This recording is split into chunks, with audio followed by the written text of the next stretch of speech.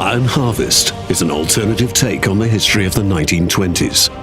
Taking inspiration from this time of industrial change, Iron Harvest's fictional states and characters find themselves in the aftermath of the Great War.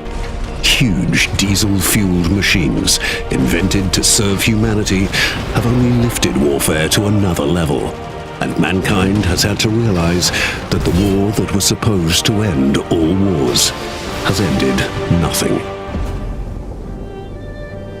Polania is an agricultural state, far from being a military superpower.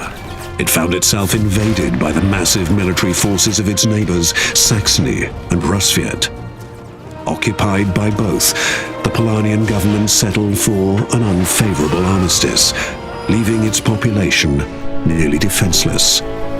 The Polanian people, however, are far from giving up the fight for their homeland.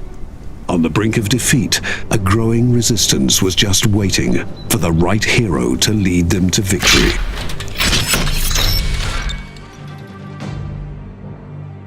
The Polanian rebels are split into several resistance cells and are fighting an unconventional war against the heavily armed forces occupying their homelands. This leads to very special troop characteristics. The Polanian mech lineup shows significant differences compared to the enemy troops. Having neither the technology to equip them with superior weaponry, nor the necessary resources to give them heavy armor, the Polanian troops specialized in speed when entering the battlefield. With its long legs and relatively light frame, the PZM-7 Smiley is one of the quickest mechs in the game. Whilst reconnaissance is the first and foremost aspect of this unit, it is equipped with a high-range cannon, perfect for taking out damaged enemy units from afar. If the Smiley finds himself in the undesirable situation of close combat, the engineers have equipped him with one last resort: a huge bayonet. By putting himself at high risk, the Smiley is capable of inflicting heavy damage with a high-speed ram attack. Staying within the mindset of building a lightweight, quick meat grinder, we'll take a look at the PZM-9 Strasnik next. Being mocked by enemy forces as a walking trash can, their laughter stuck in their throats when its two massive side-mounted double-barrel machine guns open fire. Being able to move and fire at the same time makes the Strasnik the predestined anti-infantry weapon of the Polanian army. Its bullet storm ability increases the mech's fire rate and showers nearby enemies with deadly projectiles. A high-risk, high-reward maneuver, because after this massive attack, the heavy MGs need a few seconds to cool down.